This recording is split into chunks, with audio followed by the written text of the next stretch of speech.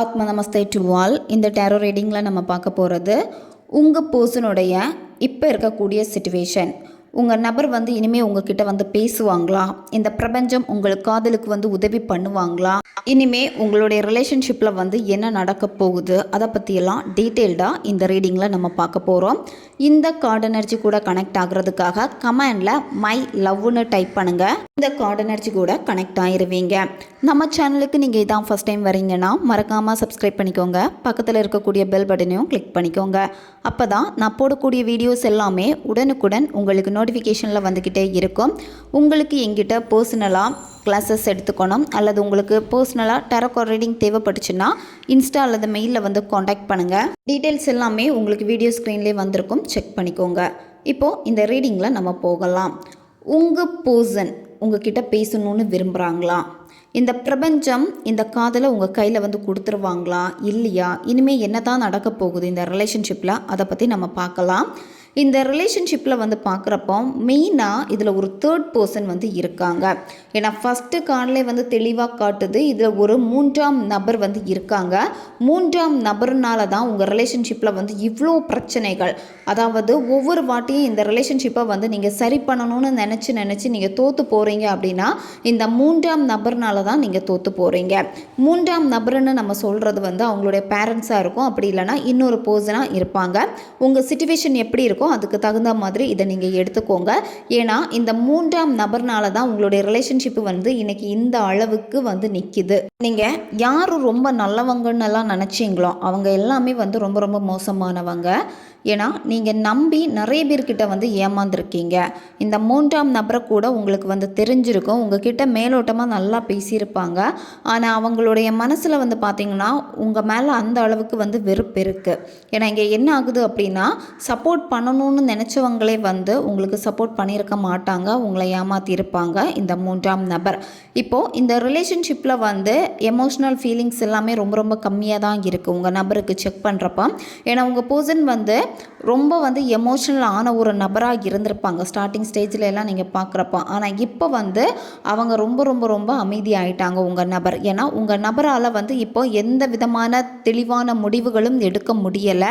இப்போது இந்த தேர்ட் பர்சனை எதிர்த்தும் உங்கள் நபர்னால் எதுவும் செய்ய முடியாமல் இருக்குது. அதுதான் மெயின் ரீசன். உங்கள் நபர் மேலே தப்பு சொல்லவே முடியாது. ஏன்னா உங்கள் நபர் மூன்றாம் நபருக்கு பயப்படுறாங்க.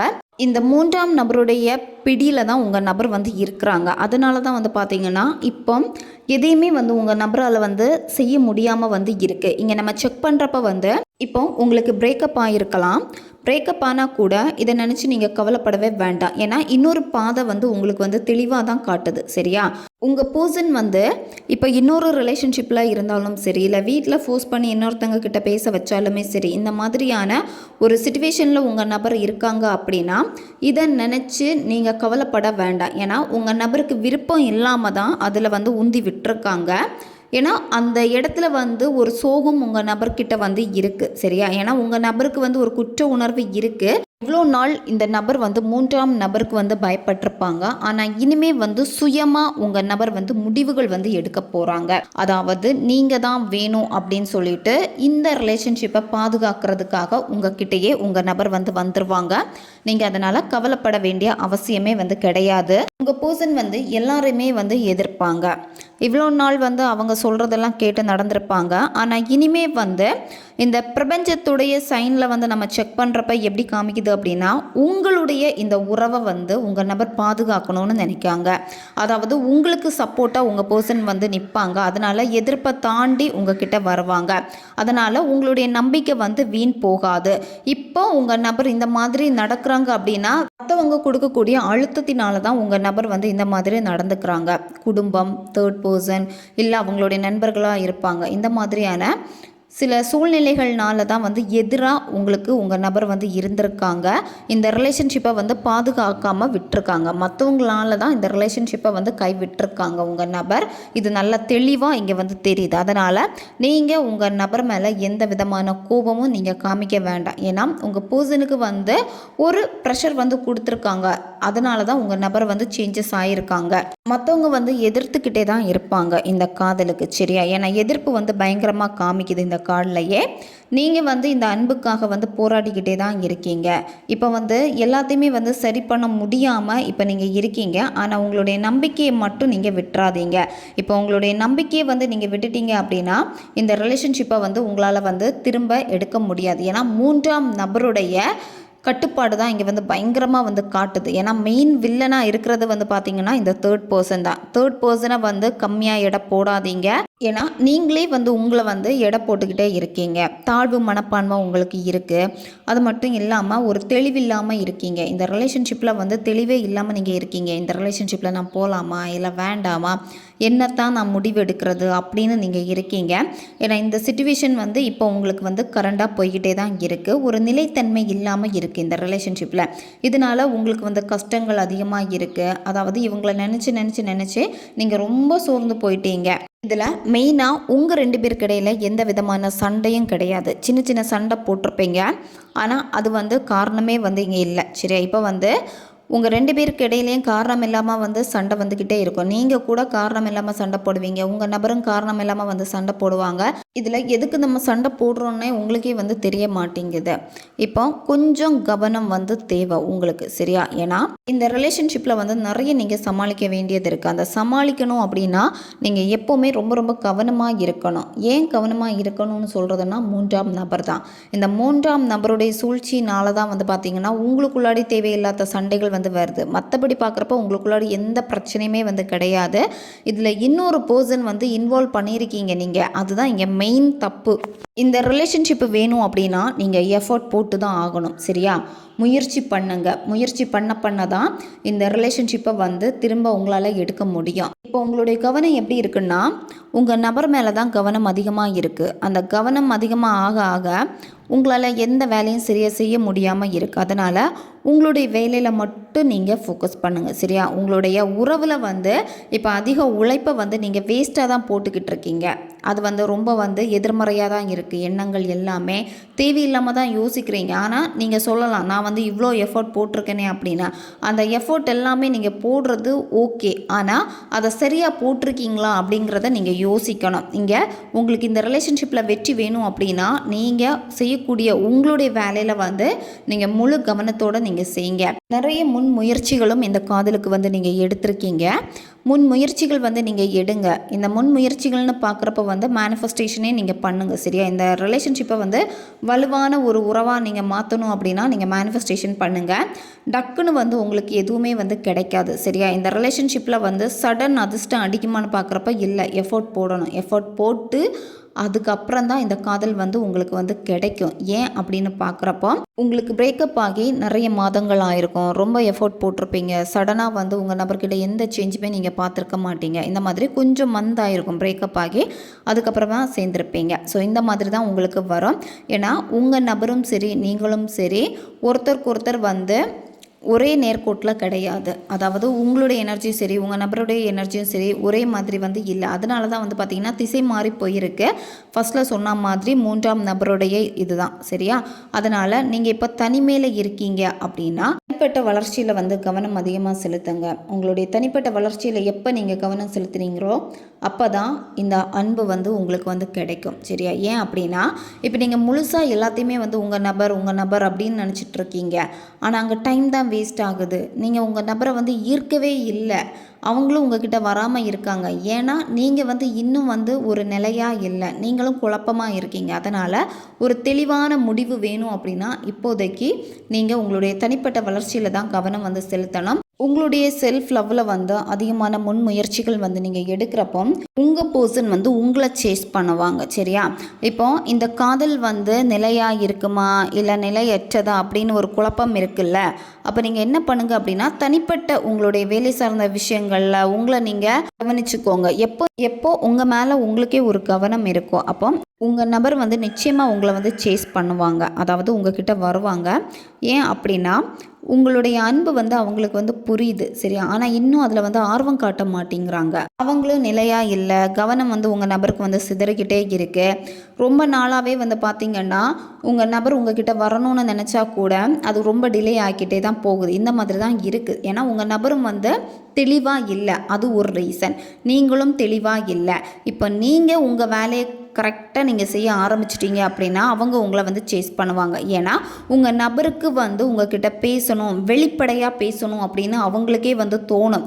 அவங்களே வந்து உங்களை வந்து காண்டாக்ட் பண்ணுவாங்க. அது வரைக்கும் நீங்கள் பொறுமையாக இருந்து இந்த டைம் எல்லாம் வந்து வேஸ்ட் பண்ணிக்கிட்டே இருக்காதீங்க. உங்களுக்கு என்னென்ன செய்யணும்னு ஆசை இருக்கோ அதெல்லாமே வந்து நீங்கள் செய்யுங்க சரியா. இந்த உறவில் வந்து நிச்சயமாக வந்து ஒரு மாற்றம் வந்து இருக்குது. உங்கள் பர்சன் உங்களுக்கு வந்து முன்னுரிமை வந்து கொடுப்பாங்க. இப்போதைக்கு அவசரப்பட்டு எதுவும் நீங்கள் செய்யக்கூடாது. தெளிவில்லாத ஒரு மனநிலையில் ஏதாவது நீங்கள் செய்கிறீங்க அப்படின்னா அது உங்களுக்கு சாதகமாக வந்து இருக்காது சரியா. அதனால் உங்களுக்கு தெளிவில்லையா கொஞ்ச நாள் அமைதியாக விடுங்க. அமைதியாக விட்டுட்டு உங்கள் வேலையை ஃபோக்கஸ் பண்ணுங்கள். எப்போ நீங்கள் உங்களுக்குள்ளாடி ஒரு சந்தோஷத்தை நீங்கள் தேடுறீங்களோ அப்போ இந்த காதல் வந்து உங்களை நோக்கி ஈர்க்கப்படும். ஏன்னா இந்த பிரபஞ்சம் வந்து உங்களுக்கு என்ன சொல்ல வராங்க அப்படின்னா உங்கள் நபர் உங்ககிட்ட வரப்போ வந்து அதிகமான அன்போடு தான் உங்ககிட்ட வருவாங்க, உண்மையான காதலோடு தான் உங்ககிட்ட வருவாங்க. ஏன்னா உங்கள் நபருக்கே வந்து புரிஞ்சிடும் சரியா. நீங்கள் கொஞ்சம் அவங்கள வந்து ஃப்ரீயாக விட்டுட்டீங்க அப்படின்னா உங்கள் நபருக்கே புரிஞ்சிடும் எது எனக்கு வேணும் எது எனக்கு வேணாம் அப்படிங்கிறத, உங்களுடைய அருமை என்னங்கிறதையும் உங்கள் நபர் வந்து புரிஞ்சிருவாங்க. உங்கள் பர்சனுக்கு வந்து ஒரு மிஸ்ஸிங் ஃபீல் வந்து இருக்குது. அவங்க லைஃப்பில் எதையோ ஒன்று தொலைச்சிட்டோமே அப்படின்னு இருக்குது. ஆனால் அவங்க நீங்கள் தான் அப்படிங்கிறத இன்னும் உணரலை. ஏன் அப்படின்னா அவங்களுக்கு அந்த தெளிவு வந்து இன்னும் வராமல் இருக்குது. உங்கள் 2 பேருக்கு இருந்த அந்த ரிலேஷன்ஷிப்பை வந்து நினச்சி பார்க்குறாங்க. ஒருத்தருக்கு ஒருத்தர் கிஃப்ட் எல்லாமே வந்து நீங்கள் ஷேர் பண்ணியிருப்பீங்க. உங்கள் கூட டைம் ஸ்பெண்ட் பண்ணது எல்லாத்தையுமே உங்கள் நபர் வந்து நினச்சி பார்க்குறாங்க. இந்த பிரபஞ்சம் உங்கள் நபருக்குள்ளாடி வந்து இந்த நினைவுகளை வந்து திரும்ப வந்து ஏற்படுத்திக்கிட்டே இருக்காங்க. அதாவது இப்போ வந்து உங்கள் மேலே என்னத்தான் அவங்க கோபம் வெறுப்பை காட்டினாலுமே அவங்களுக்குள்ளாடி இருந்த அந்த காதலை திரும்ப ஞாபகப்படுத்துகிறாங்க பிரபஞ்சம். ஏன்னா பிரபஞ்சம் உங்களுக்கு உதவி பண்ணுறாங்க. பிரபஞ்சம் உங்களுக்கு உதவி பண்ணுறாங்க அப்படின்னா நீங்கள் பிரபஞ்சத்தை வந்து இன்னும் நீங்கள் நேசிக்கணும், நீங்கள் நம்பணும். நீங்கள் நம்பினீங்கன்னா இந்த ரிலேஷன்ஷிப்பில் வந்து உங்களுக்கு ஒரு புதிய தொடக்கம் வந்து இருக்குது சரியா. இப்போ நீங்கள் வந்து இந்த ரிலேஷன்ஷிப்பை வந்து தொலைச்சிட்டோமே அப்படின்னு நீங்கள் வருத்தப்படவே வேண்டாம். தொலைச்சது உங்களுக்கு வந்து கிடைக்கும். அதே மாதிரி உங்கள் நபரும் வந்து புரிஞ்சுப்பாங்க. உங்களை புரிஞ்சுக்கலையே அப்படின்னு சொல்லிட்டு கவலைப்படுறீங்கல்ல, இந்த வீடியோ இப்போ உங்கள் கண்ணில் பட்டிருக்கு. இதிலேருந்து 1 வீக்குக்குள்ளாடி கண்டிப்பாக உங்களுக்கு ஒரு குட் நியூஸ் வந்து வரும். அந்த குட் நியூஸ் வந்து எப்படி இருக்குன்னு பார்க்குறப்போ உங்களுடைய பர்சனல் லைஃப்பில் ஏதாவது வேலை சம்மந்தப்பட்டதோ இல்லை ஏதாவது ஒரு விஷயம் உங்களுக்கு சந்தோஷப்படுத்துகிற மாதிரி, அதாவது சர்ப்ரைஸ் பண்ணுற மாதிரி உங்களுக்கு நிச்சயமாக ஒன்று வந்து நடக்க போகுது சரியா. இது இந்த பிரபஞ்சம் உங்களுக்கு கொடுக்கக்கூடிய சைன். இந்த வீடியோ பார்த்த 1 வீக்லேயே வந்து ஒரு மிராக்கிள் வந்து உங்கள் லைஃப்பில் வந்து நடக்க போகுது. அது மட்டும் இல்லாமல் நீங்கள் வந்து ரொம்ப ஹாப்பியாக வந்து இருக்க போகிறீங்க.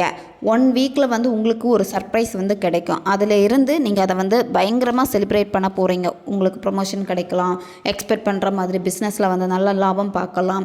இல்லை வந்து ஏதாவது ஒரு ட்ரிப்பு சடன் பிளான் பண்ணி ஒரு இடத்துக்கு போகிறீங்க அப்படின்னா அந்த இடத்துல உங்களுக்கு ஒரு தெளிவு கிடைக்கலாம். ஏதாவது ஒன்று வந்து நடக்கும் சரியா. அது வந்து உங்கள் மனசை வந்து அமைதிப்படுத்தும், சந்தோஷத்தை வந்து கொடுக்குற மாதிரி வந்து நடக்கும். அது நடக்குது அப்படின்னா நீங்கள் அதிலே வந்து ஃபிக்ஸ் பண்ணிடலாம். இந்த ரிலேஷன்ஷிப்பு வந்து இப்போ இந்த ஸ்டேஜில் இருக்குது அப்படிங்கிறது உங்களுக்கே வந்து புரிஞ்சிடும். உங்கள் நபர்கிட்ட இருந்து கால் அல்லது மெசேஜ் வரும் 1 வீக்லேயே. இப்போ நீங்கள் மேனிஃபெஸ்டேஷன் பண்ண ஸ்டார்ட் பண்ணிடுங்க. மேனிஃபெஸ்டேஷன் பண்ணாமல் இருக்கீங்க அப்படின்னா மேனிஃபெஸ்டேஷன் பண்ண ஸ்டார்ட் பண்ணிடுங்க. பாசிட்டிவாக இருங்க, சந்தோஷமாக இருங்க. ஏன்னா உங்களுடைய சந்தோஷம்தான் இந்த காதலுக்கான ஒரு வெற்றி. அதனால் எப்போவுமே வந்து நீங்கள் சந்தோஷமாக இருங்க. நீண்ட நாளாக பார்க்காத நபர்களை வந்து நீங்கள் பார்ப்பீங்க. அதாவது உங்களுடைய ஃப்ரெண்ட்ஸை வந்து சடனாக வந்து மீட் பண்ணுவீங்க. ஒரு மிராக்கிள் நடக்க போகுது பார்க்குறப்போ சரியா. உங்களுக்கு நிச்சயமாக அது வந்து சந்தோஷத்தை கொடுக்குற மாதிரியான ஒரு விஷயம் வந்து உங்கள் லைஃப்பில் வந்து நடக்கும். திரும்பவும் சொல்கிறேன், 1 வீக்குக்குள்ளாடி நீங்கள் ரொம்ப சந்தோஷப்படுற மாதிரி ஒரு விஷயம் உங்களுக்கு நடக்குது அப்படின்னா அப்போது நீங்கள் புரிஞ்சுக்கணும் பிரபஞ்சம் நமக்கு உதவி பண்ணுறாங்க. இப்போ பிரபஞ்சத்துடைய வாசல் வந்து நமக்காக திறந்திருக்கு அப்படின்னு சரியா. ஏன்னா அது பிரபஞ்சத்துடைய சைன். பிரபஞ்சம் உங்களுக்கு கொடுக்கக்கூடிய ஒரு மிக முக்கியமான ஒரு அறிகுறி வந்து அதுதான். அதாவது ஒரு சின்ன விஷயமா இருந்தால் கூட மனசார சந்தோஷப்படுவீங்க, மனசு விட்டு சிரிப்பீங்க. இந்த மாதிரி சின்ன சின்ன விஷயம் கூட நடக்கும், பெரிய விஷயமா கிடையாது, சின்ன சின்ன விஷயங்கள் கூட நடக்கும் சரியா. அதனால் இப்போ இருக்கக்கூடிய இந்த சிச்சுவேஷனை நினச்சி நீங்கள் கவலைப்பட்டுக்கிட்டே இருக்க வேண்டாம். உங்களுடைய தனிப்பட்ட வளர்ச்சியில் வந்து நீங்கள் கவனத்தை செலுத்துங்க. தனிப்பட்ட வளர்ச்சியில் கவனம் செலுத்துகிறப்போ நீங்கள் உங்கள் நபருக்கு வந்து தனியாக தெரிவிங்க. மேஜிக் மாதிரி இருக்கும் எல்லாமே உங்கள் லைஃப்பில் நடக்கிறது எல்லாமே. ஏன்னா பிரபஞ்சத்துடைய சப்போர்ட் உங்களுக்கு கிடைச்சிடுச்சு அப்படின்னா ஆட்டோமேட்டிக்காக உங்ககிட்ட நிறைய சேஞ்சஸ் வந்து வரப்போகுது. சரி, அதனால் உங்களை அவாய்ட் பண்ணவங்க, உங்களை வந்து ரொம்ப வந்து மோசமாக பேசினவங்க கூட உங்களை வந்து நல்ல விதமாக வந்து பேசுவாங்க. இந்த பிரிவில் கூட உங்களுக்கு ஒரு தெளிவு வந்து கிடைக்க போகுது. அது மட்டும் இல்லாமல் உங்ககிட்ட பெட்ஸ் எல்லாமே வந்து நல்லா பழகும். சரியா, அதாவது தெரியாத பெட்ஸ் நீங்கள் பார்க்குறீங்க அப்படின்னா டக்குன்னு உங்ககிட்ட வந்து பழகிரும். இதுவும் ஒரு பிரபஞ்ச சைன் தான். உங்களுக்கு வந்து 1 வீக்லேயே ஒரு ஹாப்பி நியூஸ் வந்து உங்களுக்கு கிடைக்க போகுது. ஓகே காய்ஸ், இதுதான் இந்த ரீடிங். இது ஒரு ஜென்ரல் ரீடிங் தான். பொருந்தக்கூடிய விஷயங்களை மட்டும் எடுத்துக்கோங்க, மற்றதை விட்டுருங்க. உங்களுக்கு பர்சனல் டேரோ கார்டு ரீடிங் தேவைப்பட்டுச்சுன்னா இன்ஸ்டா அல்லது மெயிலில் வந்து காண்டாக்ட் பண்ணுங்கள். அடுத்து ஒரு வீடியோ பதிவில் சந்திக்கலாம். நன்றி.